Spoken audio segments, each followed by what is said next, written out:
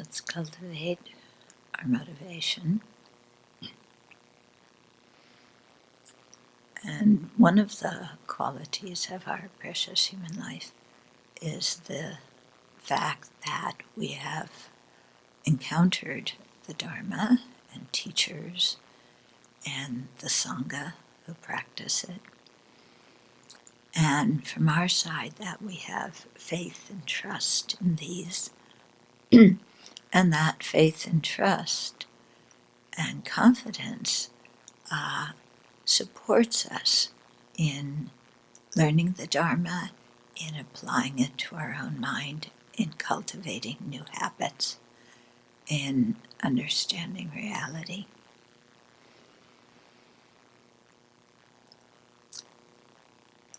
So it can be very helpful to think of the qualities of the Dharma so that we really appreciate having encountered it. And so the real Dharma that we're taking refuge in is the true paths and the true cessations. And so our goal is the true cessations, ceasing both the afflictive obscurations and the cognitive ones,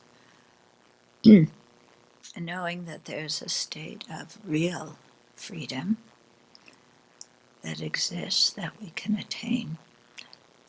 And not just real freedom from ourselves, but there exists a state where we can be of the greatest benefit to all living beings and help to lead them on the path to awakening as well. So even though we haven't attained any true cessations now, just knowing that they exist, that they're a possibility, that we have the potential to actualize them, that gives us a lot of hope and a lot of confidence. And it really saves us from despairing while we are still in samsara, because we know that there's an alternative to samsara for ourselves and for everybody else. And then knowing that there's not just the true cessations, but there's an actual path to practice that leads to that true cessation. And the true paths are actually consciousnesses. Consciousnesses that understand reality, that can cut through the afflictions and their seeds, that can cut through the cognitive obscurations. So these consciousnesses, these realized consciousnesses that know reality exist, and we can cultivate them, we can gain them. And there's teachings that exist that tell us step by step how to do that. So how much more fortunate can we possibly be? Because we've met these teachings that explain this.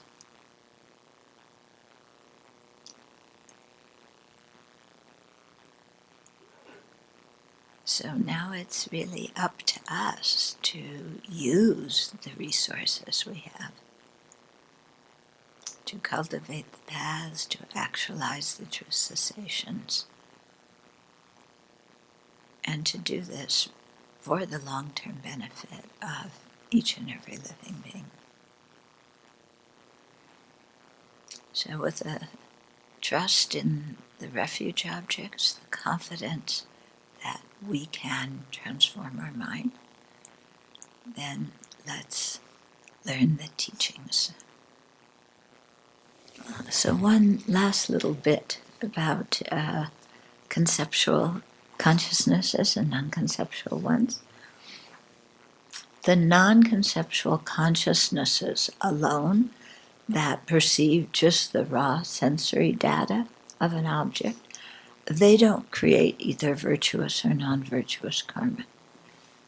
Yeah, it's the conceptual consciousnesses that are the ones that create virtue and non-virtue, because they're the ones that that have mental factors associated with them that are virtue and non-virtue. Okay, so for example, you might think, well, what happens if I choose to watch violent movies? Does just watching violent movies, create non-virtue in my mind? It's not the sense data so much that creates non-virtue. It's the thought consciousness that says, I want to watch violent movies because that's entertaining. Okay? Or, I want to watch violent movies because it gives me a sense of power. So it's that thought that precedes the action of turning our sense consciousnesses to the violent movies. It's that thought that creates the Dharma, the motivating, or creates the karma. It's that thought that is the motivating intention. Okay, so we need to be careful about where we direct our senses. What also can create virtue and non-virtue is after you watch the violent movie, when you think about it and you fantasize being powerful like Spider-Man, and zipping through the air and punching your enemies, you may not, particularly think of yourself dressed like Spider-Man and, going out and doing that. But it arouses in the mind thoughts of violence. Yeah. It increases the familiarity with those kind of mental states. Yeah. And so the mental action of planning how we're going to enact violence, how we're going to retaliate, how we're going to dominate somebody else, that mental action of planning all of this and contemplating it is a negative action. Okay?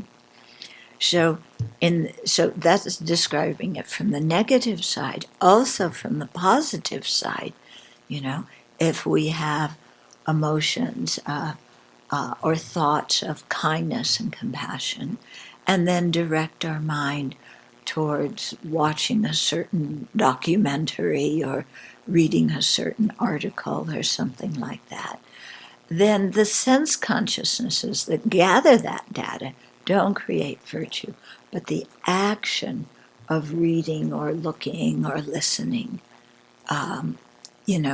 can create virtue if it was motivated by a virtuous thought. Okay, and then similarly, after you watch that or speak about it or whatever, the kinds of thoughts that you have and how it increases your own virtue.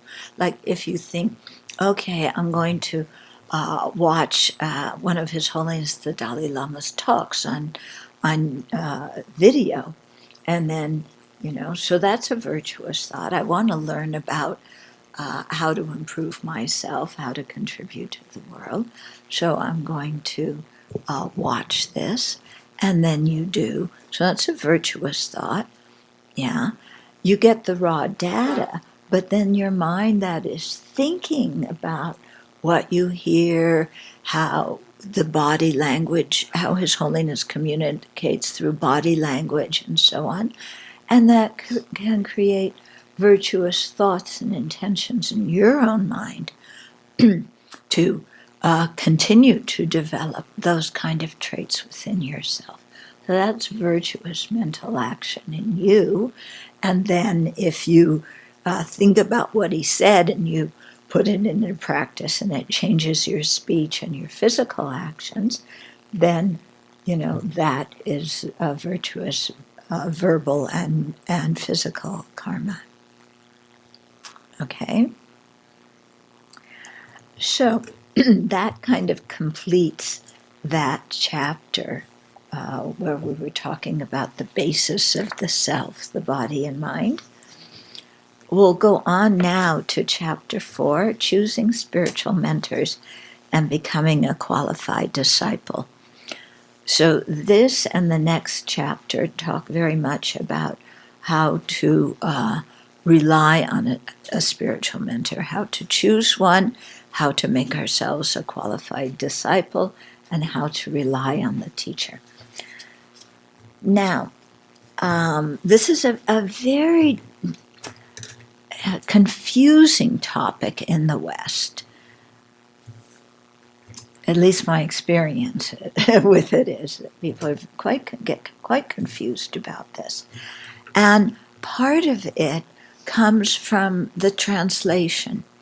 The Tibetan term is Lama Tenpa. Okay? So Lama means a spiritual mentor, somebody who is heavy in good qualities, weighty in good qualities. Tenpa means to rely on or depend on. So how do you rely on and depend on a spiritual mentor to guide you on the path? Sometimes, or very often actually, this term, Lama Tenpa, is translated as guru devotion. Just that translation term, I think in the West, gives us all sorts of wrong conceptions. Okay? Because we hear the word guru and we think of, there's some lofty, powerful person whose mind is, beyond the beyond. And devotion means, and then we hear this word surrender to the guru. I'm devoted to the guru. I lie myself down on the floor, give up everything, and just worship and devote myself to this person. Okay? It's kind of a magical, mystical idea associated with India. Okay? So just that term, I think, invokes some kind of imagination that is not accurate. Does that term do that to you? Yeah? Get that feeling? So that's why I think translating it more with our feet on the ground as it actually is, which is how to rely and depend on a spiritual mentor, cuts out some of that magical thinking, that we just meet one person and then surrender and lie ourselves flat on the floor, and then that person will manage our lives and will lead us to awakening without us having to do anything except worship and be devoted to them. Okay? So this is the kind of mind that some words can invoke in different people. And that creates a ton of confusion. Okay? So it may invoke that in your mind, it may not. People are quite different. But at least for me, it had that effect. Okay?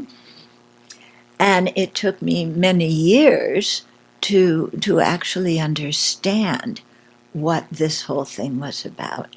And it was really His Holiness the Dalai Lama's teachings that I find very practical and down to earth, that explain how to rely on a spiritual mentor.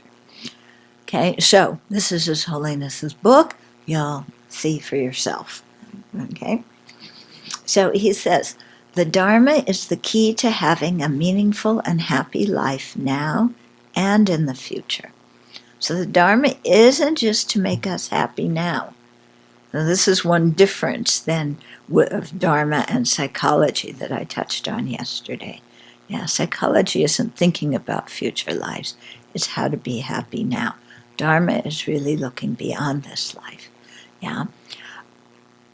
So now and in the future. To practice it seriously, two conditions must be present. The external condition is relying on the guidance of a qualified spiritual mentor.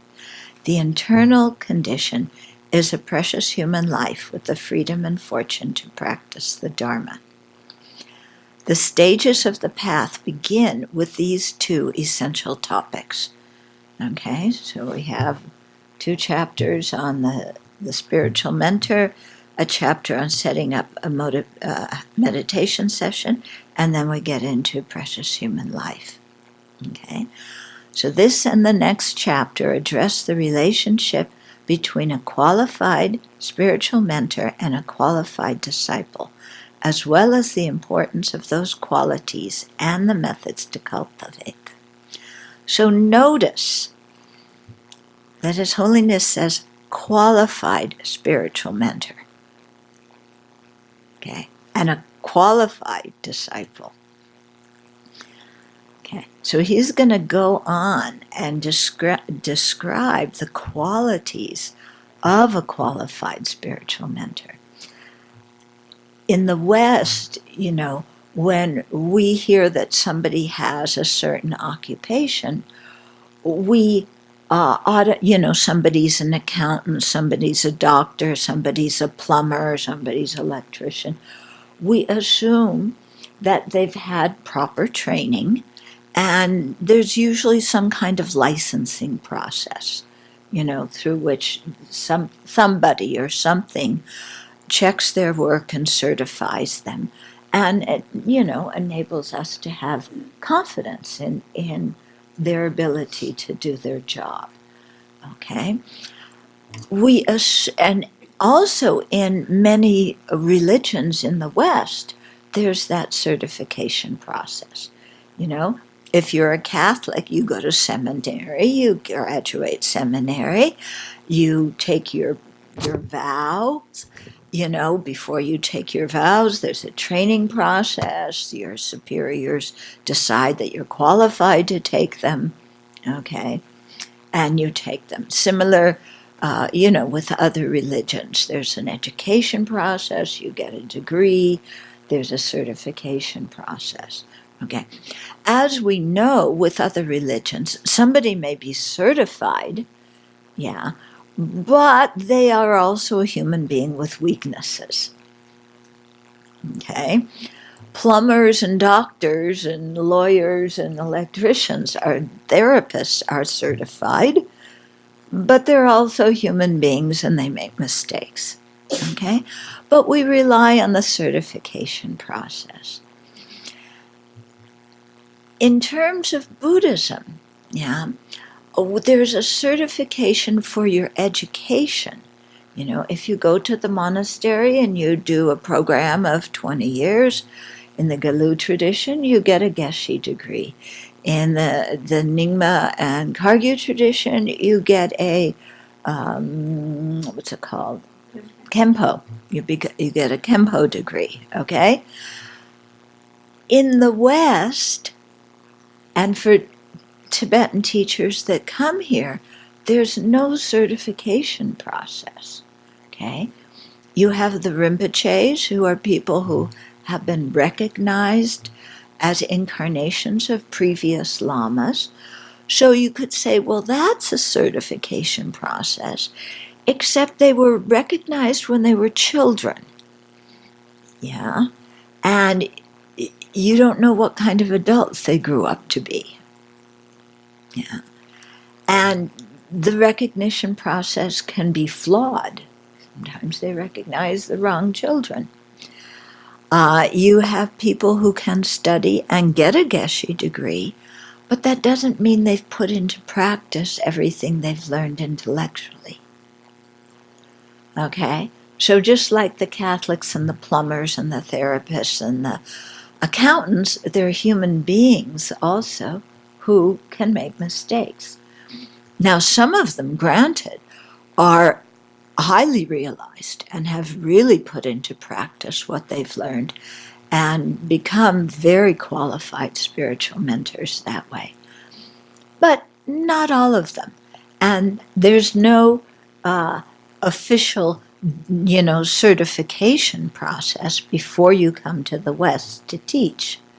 Okay? Some group invites you, or you decide yourself that you're coming, and that's it. And Buddhism is quite new in the West, so you have a culture, especially in America. We love idolizing people. Yeah? We really, movie stars, what do? Sports heroes. Wow. Ever since you're a little kid, if I want a baseball signed by, I don't know who the big hero is now, it's no longer Mickey Mantle, but, or Sandy Colfax, but, you want that ball signed by that sports hero. You want a program to a concert signed by Lady Gaga, or I don't know, male Gaga. They should have equal. If you have Barbie, you have Ken, so you should have Lady Gaga and Gentleman Gaga. Okay, but we want the programs. We love to idolize them, yeah, and of course we tear them down. In politics, also we idolize. That MAGA cap. Wow, I want to take a selfie with him. Okay. Or, you're on the other side of the aisle. I want to take a selfie with somebody else, but this person is going to save the world. Okay. So here you have a culture that loves to idolize, to build up, and also likes to tear down and criticize. And you have an Eastern culture where the people until 1959 knew almost nothing about the rest of the world. And even when they fled over the mountains into India, they didn't speak Hindi, they didn't speak English. Many of the very well-educated lamas and many of the monks still don't speak English or Hindi, even though they're living in India. The news in Tibetan is limited. Yeah, the Tibetan community is dispersed. They don't really have a daily newspaper. They have some publications, and now there's a TV station that gives Tibetan news and some things on the web. But, if not everybody reads that. So you have a culture that's not familiar with how things happen in the West and the Western mental state. And then those people coming here and us not familiar with their culture, yeah, so we don't know anything about Tibetan culture. We don't know how to assess a spiritual mentor. We don't know how to rely properly and create a good relationship with the spiritual mentor. So you have two parties coming together, yeah, that don't have an understanding of each other's way of thinking and each other's culture. And so there's going to be some difficulties. Okay? So, His Holiness, and he'll say this later in this chapter or the next, that a lot of the difficulties happen because Buddhism is new in the West. And in Tibetan society, many of the things that happen here wouldn't happen because they don't idolize the teachers so much. Okay? I've talked to some of my Tibetan and Western friends who go to the dialectic school in Dharamsala. And there's Rinpoches that attend that school. And they tell me that in the classes, they debate with the Rinpoches. They treat them just like everybody else. Yeah. Whereas we hear, oh, somebody's a recognized incarnate. Wow. Wow. And even, they're 8 years old and we're wowing and bowing. Okay? And Tibetans are not necessarily like that. With the very high lamas, yeah. But aside from that, but even the very high lamas, I thought one of my teachers, who was in Mungo, when he was with the Fairlow monks, they treated him just like one of them. Yeah. Somebody like Ling Rinpoche, not so much, but he's like on the, very high level. So, in terms of, how they're regarded. And His Holiness is very frank, and it'll say here, he regards a lot of this as social status. Yeah. A Geshe or a Kempo degree is an education degree. Yeah. So there's, at least, somebody's gotten the education. A Rinpoche, he says it's more social status. But even nowadays, the Geshe degree, one of my friends was telling me, if, when you enter the monastery, you enter with a class. And your class gets bumped up a grade each year. Okay. And you go with your class. So even if you don't really complete all the studies and you choose to work in the monastery rather than study a lot, you still get bumped up as long as you remain in the monastery with your class. So you can still come out with a Geshe degree. Okay? And there's different levels of Geshe degrees, which most Westerners don't know about, so we don't know, which degree to look for, and so on. Okay? So there's just a lot of, it can be very confusing. Yeah. So now, having given you the confusion, let's start to make some sense out of it all and figure out how to rely on a spiritual mentor.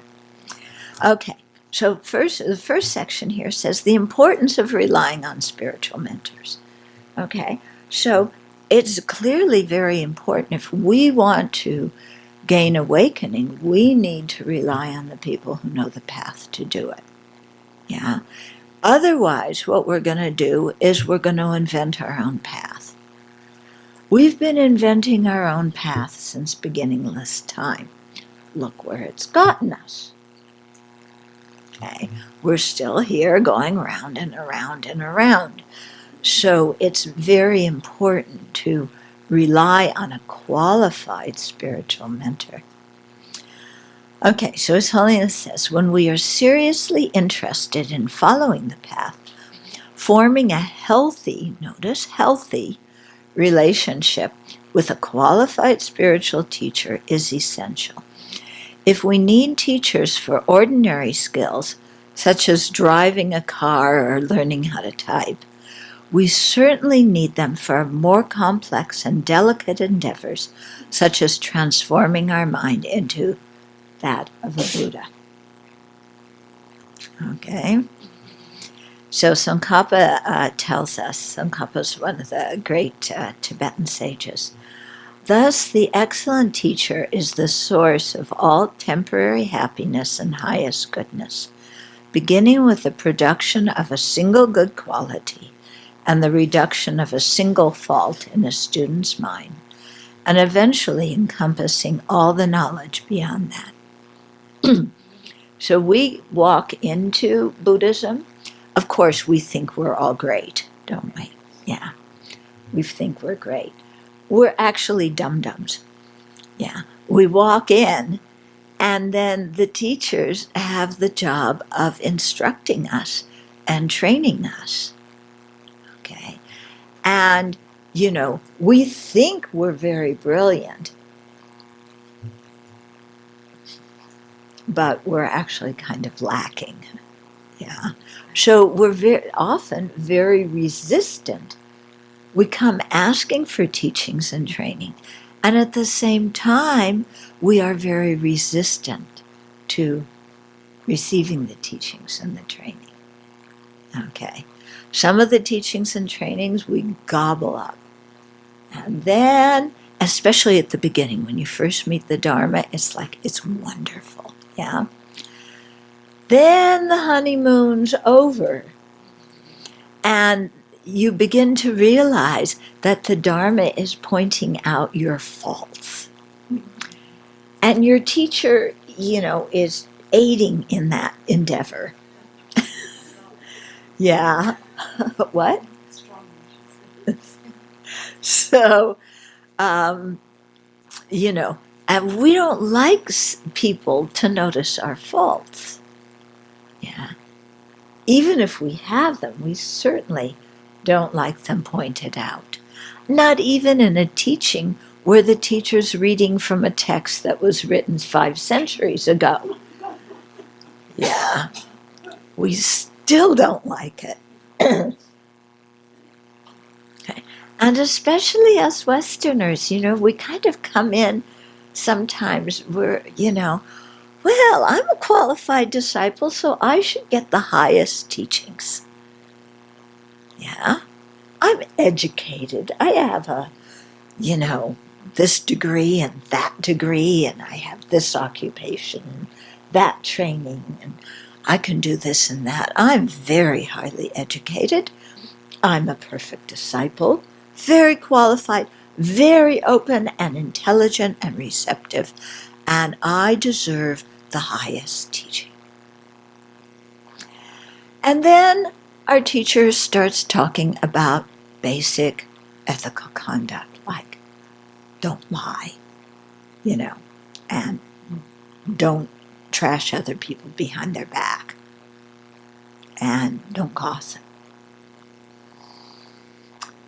God, this sounds like Sunday school. Don't they realize what a qualified disciple I am?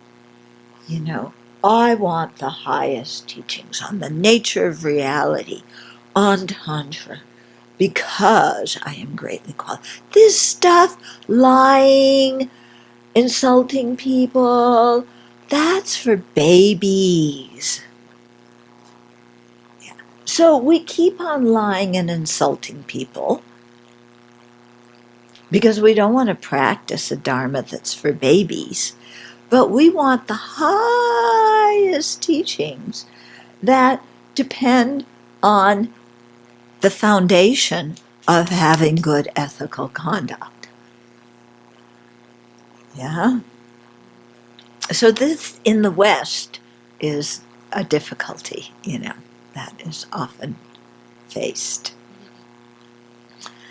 Okay, so what Tsongkhapa is saying is, we really come in, we think we know a lot, we don't.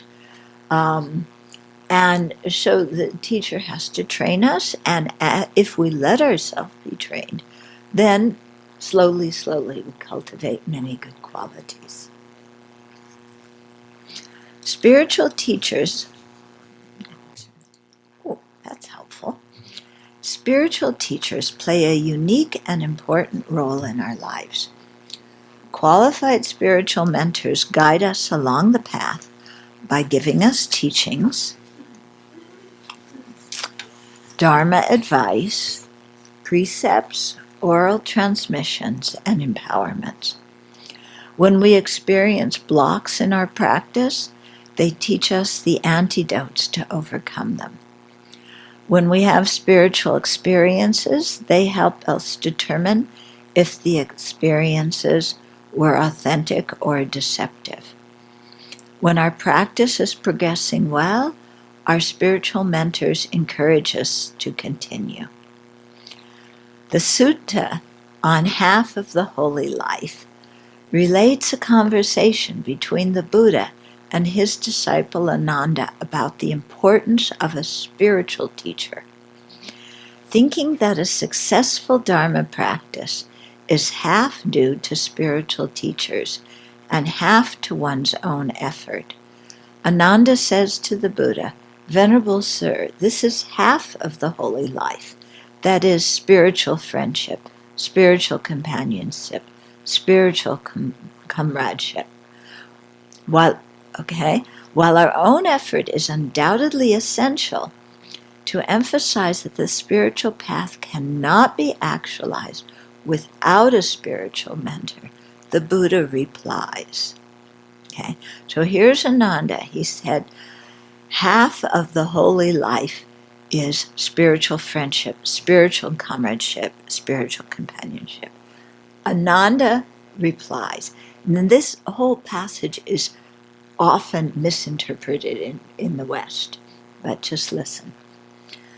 "Not so, Ananda, not so." Okay, this, meaning spiritual friendship, spiritual companionship, is the entire holy life, Ananda. That is spiritual friendship, spiritual companionship, spiritual comradeship. When a monastic has a spiritual friend, a spiritual companion, a spiritual comrade, it is to be expected that he will develop and cultivate the Noble Eightfold Path. By following method 2, Ananda, it may be stood how the entire holy life, is spiritual friendship, spiritual companionship, spiritual comradeship. Then listen to what the Buddha says. By relying on me as a spiritual friend, Ananda, being subject to birth are freed from birth, being subject to aging are freed from aging. Make a note that word should be freed rather than feed. Being subject to death are freed from death. Being subject to sorrow, lamentation, pain, displeasure, and despair are freed from sorrow, lamentation, pain, displeasure, and despair. By this method, Ananda, it may be understood how the entire holy life is spiritual friendship, spiritual companionship, spiritual comradeship. This passage has sometimes been taken out of context and interpreted to mean that having ordinary friends who practice the Dharma is the entire spiritual path. So you will find this in many Dharma publications in the West. You will find this said in many Dharma centers, that we common people who practice the Dharma are the Buddha said that we are the entire spiritual life relying on each other. Okay? Somebody who says that doesn't know this passage. Okay? Because the Buddha made it very clear by relying on me as a spiritual friend. Okay? So the Buddha's not talking about friendship, with your Dharma friends as being the whole of the spiritual path. He's talking about refuge in himself as the fully awakened one, as being the whole of the spiritual path, in the sense that the Buddha has the realizations and the teachings and can teach us how to attain those same realizations, same enlightenment or awakening that he has attained. Okay? Is this clear? Have you heard this? Have you read this in different Buddhist publications or heard it in Dharma centers? No? Really? You have? Okay. I've seen it a lot in Western. Yeah. Buddhist magazines. Yeah. Yeah. It's very often in Buddhist magazines. So, okay.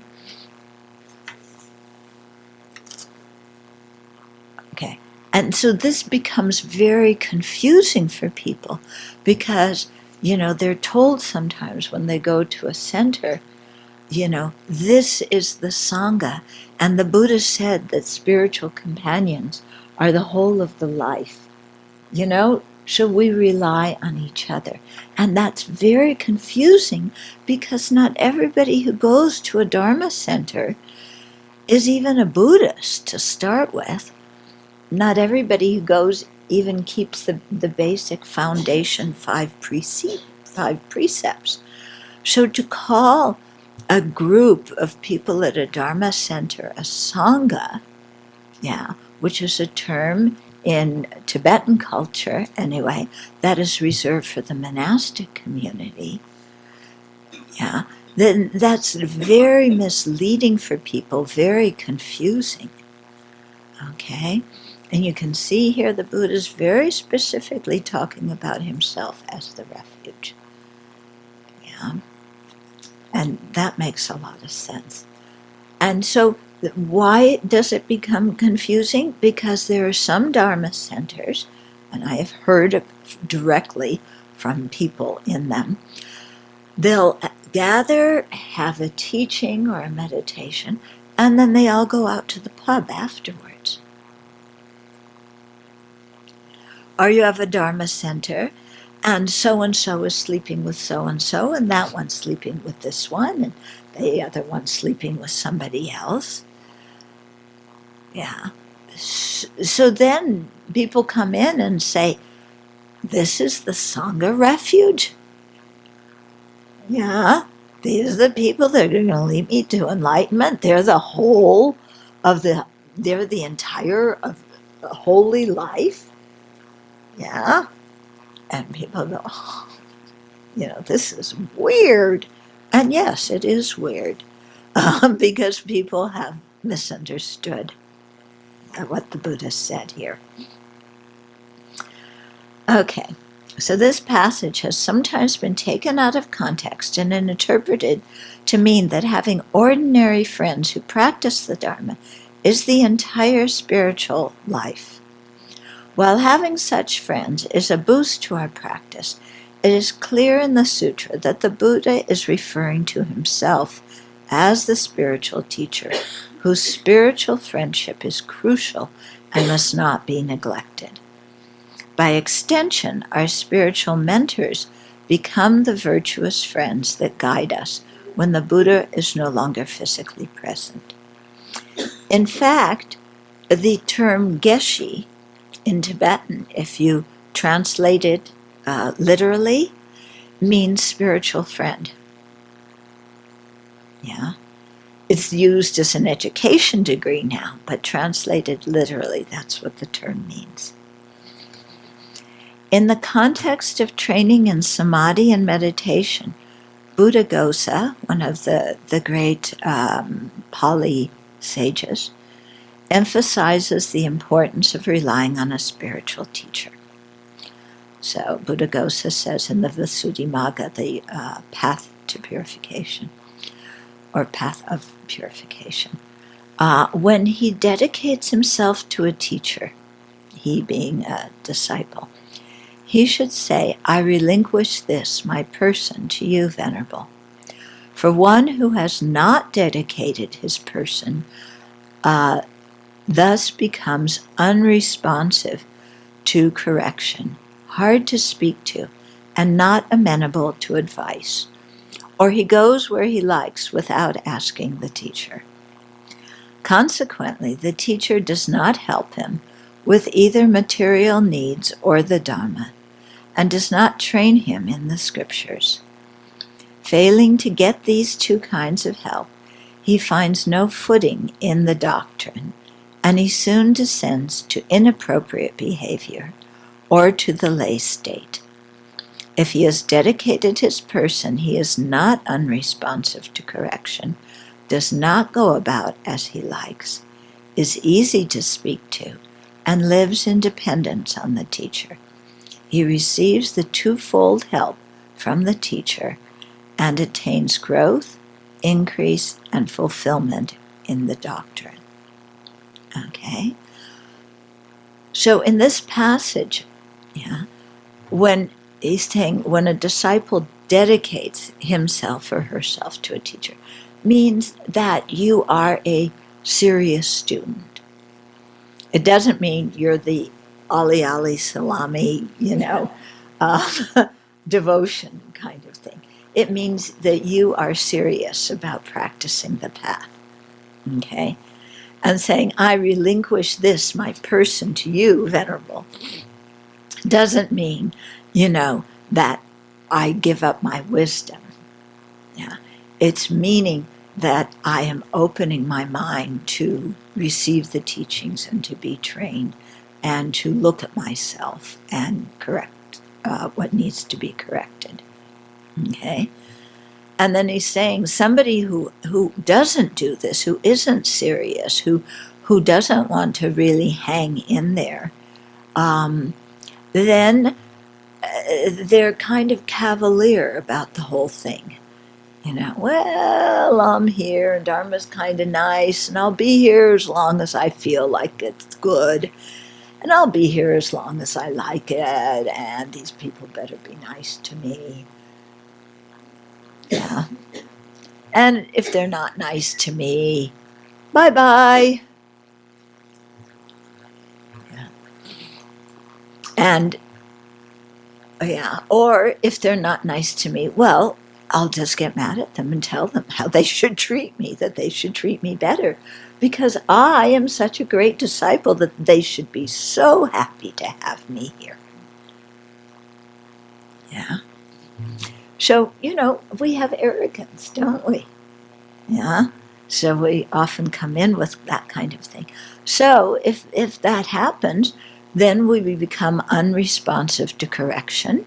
Your teacher tries to point something out to you, either to the group, in the teaching, just giving a general teaching, and you go, I'm going to hear that.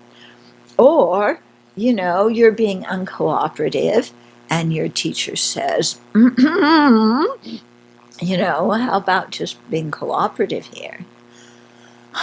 Why are you always on my case? So-and-so gets to do that, and you pick on me, and no, I'm not doing it. Blech. Okay.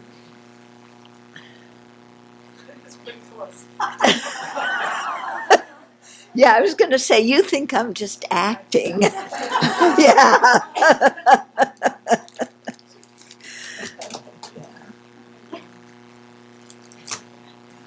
Actually, I was telling, who was I telling? One, I think it was one Chinese nun. It wasn't too long ago. Oh, maybe it was Venerable Hengqing. Anyway, I can't remember. I was telling somebody, that there was a person here for a while.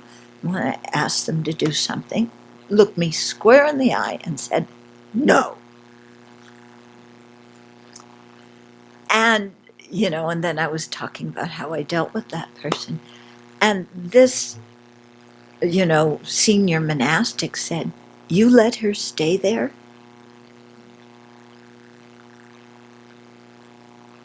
Yeah, you let her stay at the Abbey? And, it was very clear in her mind, somebody who does that, you ask them to leave right away. Yeah, because they're not receptive. Okay.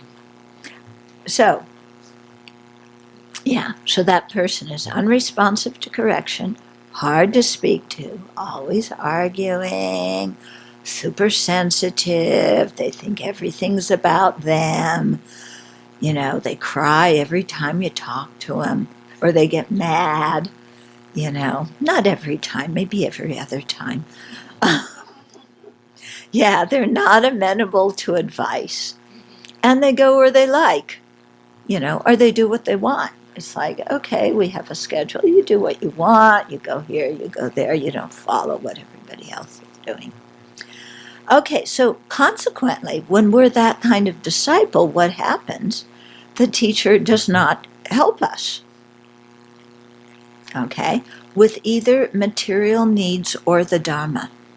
When you ordain with a teacher, that teacher is responsible for helping you have a place to live and food and for giving you teachings. Okay, not all teachers follow that, but that's in the Vinaya what it states.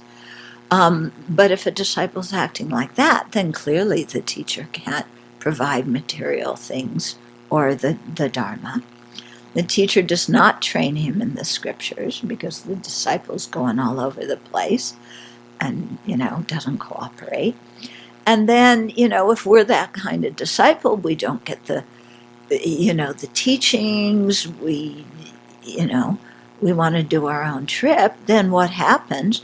We have no footing in the Dharma, and we soon descend to inappropriate behavior because we refuse to follow the precepts, so we just do what we want, or we disrobe, okay? Whereas if we really, have confidence in the teacher and we're really serious about the path, then we're not unresponsive to correction. We don't go around as we like. We're easy to speak to, and we live in dependence on the teacher. When it talks about dependence on the teacher, okay, this is a specific term in the Vinaya, in the monastic discipline.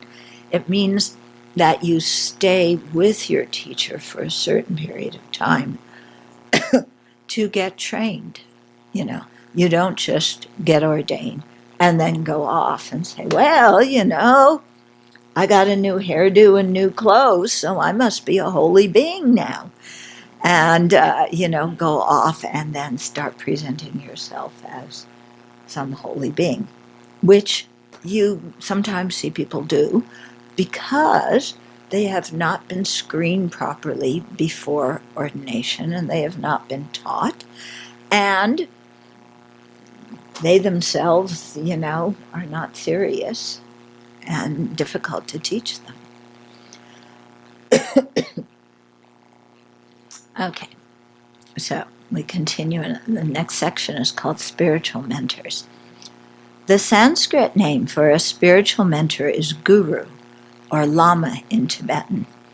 Both of these terms have the connotation of someone heavy with good qualities and superior in spiritual qualities. These terms do not have the connotation of someone being, excuse me, these terms do not have the connotation of someone being a living Buddha, for not all gurus are awakened. Yeah, His Holiness is very specific, this term living Buddha, okay? It got coined in China and then projected on Tibetans that these people are, Tibetan lamas, that they are living Buddhas. And His Holiness says, no, we need to get rid of that. These people are not living Buddhas. We should not call them such. We should not see them as such. Yeah, but you still find that term often used in different publications. These Rinpoches are living Buddhas. And some of them, yes, might be, but not as a whole broad class. I've been trying very hard, and Venerable Samten's been helping to find this book that was published. Somebody did their doctoral research, I think in Germany or somewhere in Europe, about tulkus, or, Rinpoches, and interviewed a lot of them. And then also His Holiness Dalai Lama wrote the introduction to the book and talked about this whole Tibetan institute, habit of identifying the incarnations of great masters. And his Holiness, again, very clear on what this means, and then the teacher is just talking very frankly. And I remember reading it back in the 80s, and I can't find, we found volume 2, I think, yeah. But it's really, really interesting, to have that kind of frank discussion about it, and to read about the lives of some of these teachers. So these terms, Lama and Guru, do not have the connotation of someone being a living Buddha, for not all gurus are awakened. If we say that all gurus are Buddhists, there would be some gurus who became Buddhas without working very hard on the path. Mistakenly thinking that all teachers are Buddhists, and later discovering that a certain person lacks all the qualities of an awakened one, not only leaves us disappointed, but also puts the Lama in a difficult situation. The only thing the Lama can do then is just shake his head because he lacks all of a Buddha's qualities.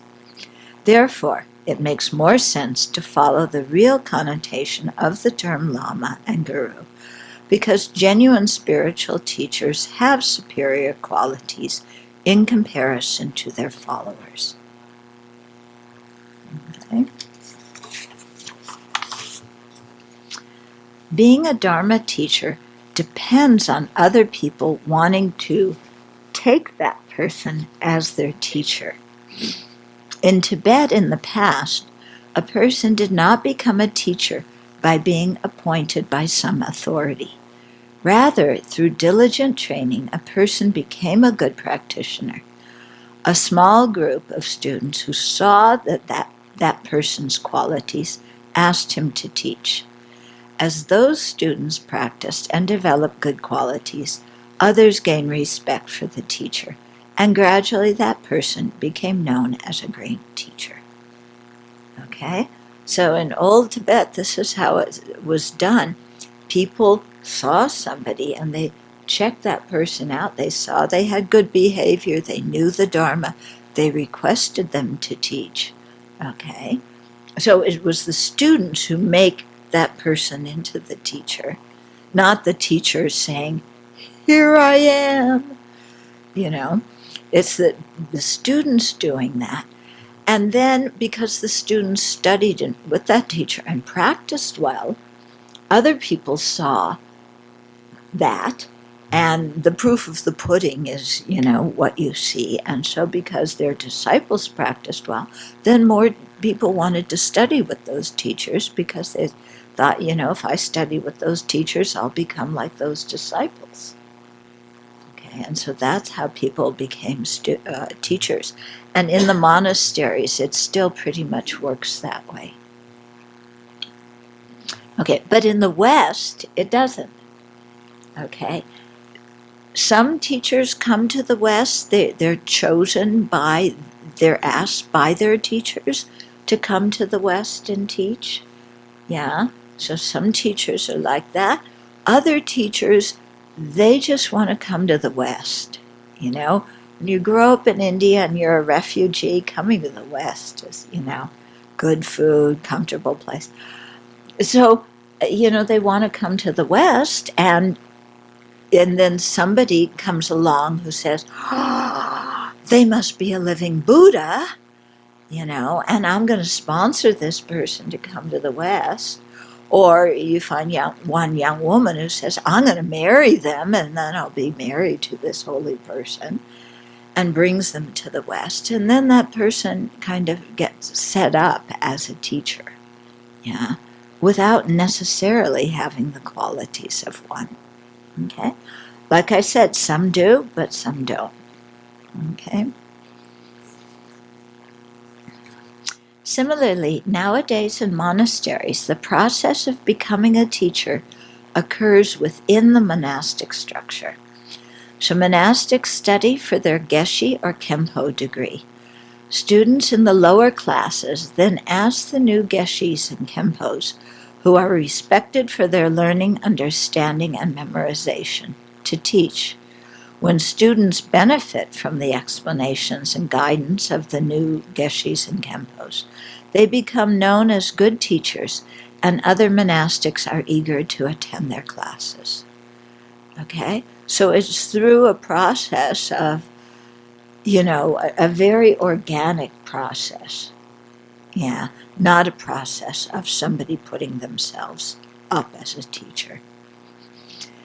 Okay, but in the contemporary secular world, teacher connotes someone in an academic field who, after completing certain requirements, is certified as a teacher by an organization, whether or not that person has any students.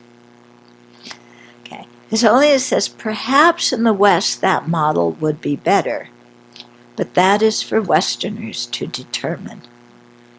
Yeah, so some people say, well, yeah, let's set up an organization, have exams to test some of these people, see if they know the Dharma well. They have to complete, so many hours of being trained under a teacher, and their behavior is scrutinized, and then they get certified. Yeah, so some people are saying, maybe we need to do that kind of process. I don't know, because I'm a leftover hippie. And, too much structure like this is not necessarily my style. Okay. So in that case, His Holiness says, Buddhists could form an organization that certifies people as teachers after examining their Dharma understanding as well as their personal conduct. However, an organization cannot certify someone's spiritual attainments. So this is my problem with that, setting up that kind of system. Okay? An organization cannot certify someone's spiritual attainments. So issuing certificates attesting to attainment of spiritual realization or level of the path does not make sense. In any case, it is not necessary to be a realized master to teach at a Dharma center. A good education in Buddhism, personal integrity, and genuine care for the student's well-being are sufficient. Okay, so you need a good education. You need personal integrity. You need to keep whatever level of precepts you have. Okay, and have some ethical conduct and genuine care for the student's well-being. In other words, the students are not there to wait on you and to give you money and to go around exclaiming how glorious you are to the world. Yeah, the teacher has responsibility to genuinely care for the student's well-being. Although we are the ones who choose our spiritual mentors, there are certain conditions under which someone becomes one of our teachers. For example, if they give us refuge in the 5 precepts, monastic ordination, the bodhisattva ethical restraints, or tantric empowerment. For this reason, it is necessary that we check the person's qualifications before attending these ceremonies and do not rush blindly into things. Okay? But in general, even in this situation, we're the ones who decide who our teachers are. Yeah. You may have somebody come up to you, and I've met people who this has happened to, and teachers say, oh, we have a connection from our past life, or you've been the disciple that I've been waiting for. And then, of course, we love that, don't we? I'm the special disciple that my teacher is waiting for. We have karmic connection from past lives, and he recognizes me, so I must be special. We love that. Yeah. But there's some drawbacks. I met one man in Mexico. This happened to him with Charlatananda. Yeah, some charlatan guru who, I think a Hindu one, who came and said, you're the disciple I've been waiting for. You are going to help me, and we're going to set up something big. And this person who has a PhD in physics, okay, was just wowed by this guru and followed him and did all these things until he realized that this guru was sexually abusing his 2 teenage daughters. And then he went, what did I get myself into? Yeah. So that comes, by letting ourselves be wowed instead of having our feet on the ground and checking things out properly, using our own wisdom. Mm-hmm. Now, that's an extreme example, but I met, one person who told me that story. Okay. Buddhism is spreading to countries where it has not existed before, and there it encounters different cultural values and ways of doing things. The model of a spiritual mentor-disciple relationship that has existed for centuries in Asia does not easily transplant into a secular modern society. Okay?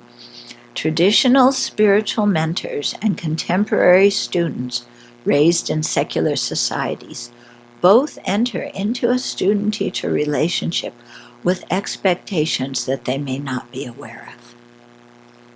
Okay? So the teacher may say, well, this person must be serious on the path, and the student may say, wow, this is a living Buddha. Yeah. And it's difficult because this role in previous times, if in general, not always, but in general, if you were really serious, then you were ordained. Yeah, there's this whole yogic tradition and so on. But they also got a very good education too. But now what we have in the West, and it's starting to happen in Asia more too, is lay people wanting to do a more serious practice. In older times, and in some countries still, very much in traditional Asian societies, the role of the monastic is to learn and to practice and teach. The role of the lay person is to, take the 5 precepts, keep them, and make offerings, and do a small meditation practice. But basically the role of the lay people is to make offerings and to support the monastic community. But what we're having now is lay people coming in and saying, I want to have more advanced teachings and I want to be more serious in my practice. Okay? So then here's a teacher who grew up in a monastery who's expecting their students to be monastics. And, monastics who grew up in the same culture as they did. And you have Westerners who are coming in and saying, well, I don't want to ordain because I don't want to, there's too many rules and I don't want to follow those rules. And, some of them, basic Sunday school morality, maybe I'll do a little bit of as it pleases me after I go to the pub, after the teachings. But I'm exaggerating here, but there are people with this attitude, yeah. So, so you're getting people coming in with certain expectations on both sides, and the expectations aren't correct. Okay. So, yeah. Okay, in traditional Tibetan Buddhist monasteries, there are many types of teachers. Some are like parents who look after the physical well-being of young monastics, teach them the alphabet, and guide them in appropriate behavior in the monastery. More advanced students teach the lower-level debate and philosophy classes. Geshes teach the more advanced classes, while Rinpoches, both lay and ordained, and some Geshes give empowerments and tantric teachings. Tibetan monastics and lay followers relate to these people differently according to that role in that individual's practice, their standing in the monastery, and their reputation in Tibetan society. When Tibetans go to other countries, people in the Dharma centers do not necessarily know what kind of teacher is coming, and out of respect, they treat everyone as though they were a highly esteemed lama. This can create misunderstandings. Okay, so in the monasteries, they take in little kids starting at age 5 or 6. The parents will give their kids to the monastery. You usually give your kid to, to a relative who is a monastic in the monastery. An uncle, a cousin. The Tibetans really have extended families, and they know all these relatives, I don't know how many generations out. But they'll give their child to that person. That person becomes their genla. Genla means teacher. So their teacher, what does the teacher do? Make sure that they know how to put on their robes, make sure they eat properly and take their vitamins, make sure they go to bed and get enough sleep, make sure that they grow up to be a polite person. Essentially, their genla becomes like their parent. Okay, I was recently talking to one Western geshe, and he was telling me that in the monastery, because he was a member of the Tibetan monastery, they gave him a little boy to raise. So because this is what happens, everybody gets a kid, and he referred to that child as his son. And he said, you form that kind of bond with the child that you're raising. So this little boy was brought to him at age 5. And, my friend who's the monk, who never thought of having kids, is all of a sudden a father and raising this child. And so even though now this geshe lives in the West, every week he calls the monastery and he talks to his quote, son, who he's raising.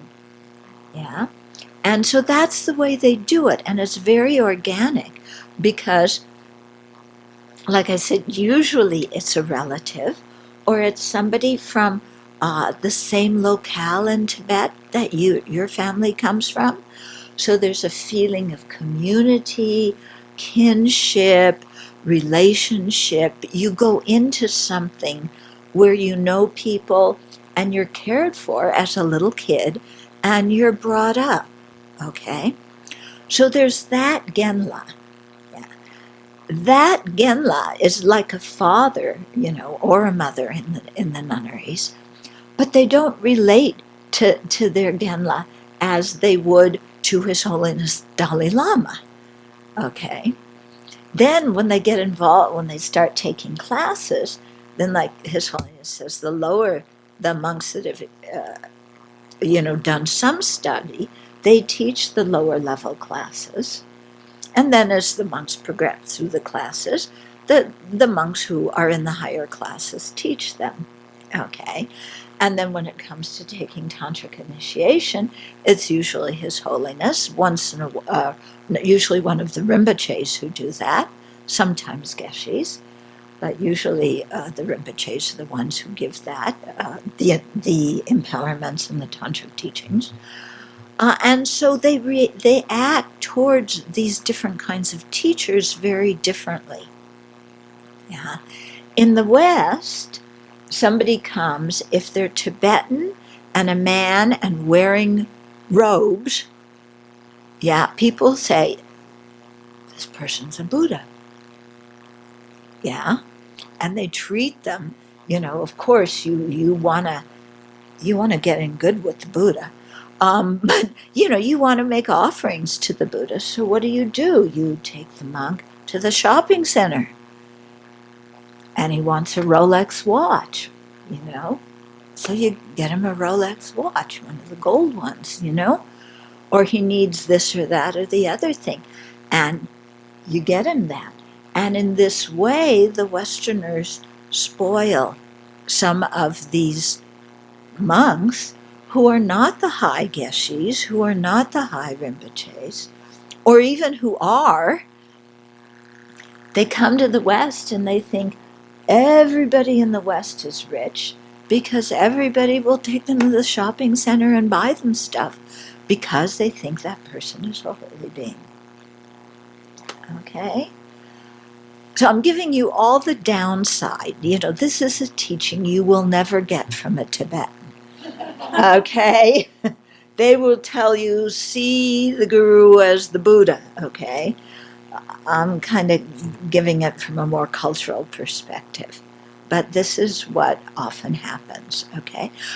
And that's why His Holiness is explaining here that in a Tibetan monastery, you don't treat all your teachers the same way, and you don't regard them all the same way, because they play different roles in your life. Some are like daddy, some are like, your high school teachers, some are like your college professors, some are, like really your spiritual, the person who inspires you spiritually and really conveys to you that it's possible to gain attainments. And so the Tibetans react towards all these different people in their lives in a very different way. Yeah. But we don't know any of this. Somebody comes here, we don't know their background. And our culture, like I said, we like to worship people. And so that's what we do.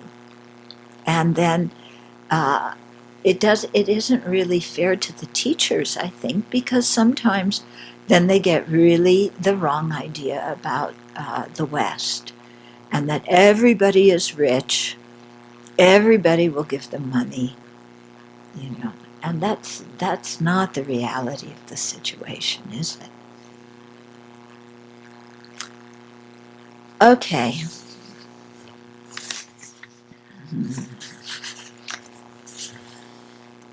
Okay. Let me just read the next paragraph, because there he's teaching what we just read about the traditional Tibetan monasteries. Okay, now he goes on and he says, the expectations for a secular teacher and a Dharma teacher differ greatly.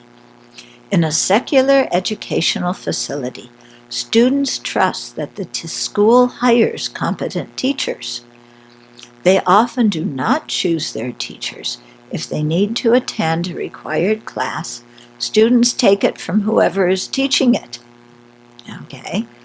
And, you're not told to have faith in your academic professor as a holy being with great qualities, They're just your professor, that's it. Yeah? They may inspire you a lot, which is wonderful, and be a real mentor for you. Yeah. But it doesn't happen with every class you take. So in the secular world, the teacher's job is to impart information and knowledge. They seldom get involved in a student's personal development as a human being. So what you do when you go to a class, your teacher doesn't know what you do when you're not in the class, and it's none of their business. Okay? If you are upset about something and need some guidance, you may go to one of your professors or teachers and ask them for help. Yeah, but that's completely up to the students. And the professors are not at all responsible for character development or, making sure their students have good ethical conduct or anything. Okay, in a secular setting, students who are experiencing difficulties are usually referred to a school counselor. Students in colleges and universities pay to attend, and they fill out evaluation forms of the classes and the teachers at the end of the semester. Yeah, so you pay, and you evaluate as part of, because you paid. Teachers are hired employees in a paid position who can be fired if their work or behavior is not up to standard. Teachers and students do not live together, and after the semester is done, they go their separate ways. But in a Tibetan monastery, you live with your teacher. Yeah, and you know what your teacher does all the time, practically. And they know what you do all the time, practically. And it's a very close relationship. So it's extremely difficult, different than a secular relationship with a teacher. Okay. In the past, children in secular schools were taught to respect their teachers, but depending on the country, that is often not the case nowadays, especially in American schools. I can really tell when I'm abroad and I'm invited into an American school. The kids, they're sitting in the hallway. They won't even move their legs when you walk down the hallway. The American kids are just like talking as loud as they want, being rambunctious. You go into another international school, run by another country, the behavior of the students is completely different. Yeah. Anyway, that's our culture here. Yeah. Okay, but depending on the country, that is often not the case nowadays. The advent of online classes has changed the teacher-student relationship even more, so that teachers and students may never even meet in person. The teacher's job is to plan the curriculum and assess the students' assimilation of knowledge. The student's job is to learn the material and tell the teacher what they already know in a test. There is little sense of personal connection to each other, the other person simply being a name or a face on the computer screen. Okay. A relationship with a Dharma teacher, here meaning a qualified spiritual mentor who teaches the sutras and commentaries, is different. The focus of this relationship is not only the conveyance of knowledge, but also character building. This is important. The teacher is responsible for guiding students spiritually over time so that they become ethical, kind, and wise human beings with the correct understanding of the Buddhist teaching and the ability to meditate on those teachings. Okay? So you can see the relationship with the spiritual mentor is very different than what we usually think of as a relationship with a teacher. Yeah? So it's not the usual relationship, but it's also not the magical, wow, I'm in the presence of this Buddha, and they blessed me, and all my hair stood on end, and I got a blessing. I'm being dramatic, but I've seen this happen too. Okay? So let's stop here. I've already gone over time. Yeah, we'll come back here. But just to get you thinking about, how do you relate to your secular teachers? How do you relate to Dharma teachers? And how do you construct idols and then have grandiose expectations out of them, for them?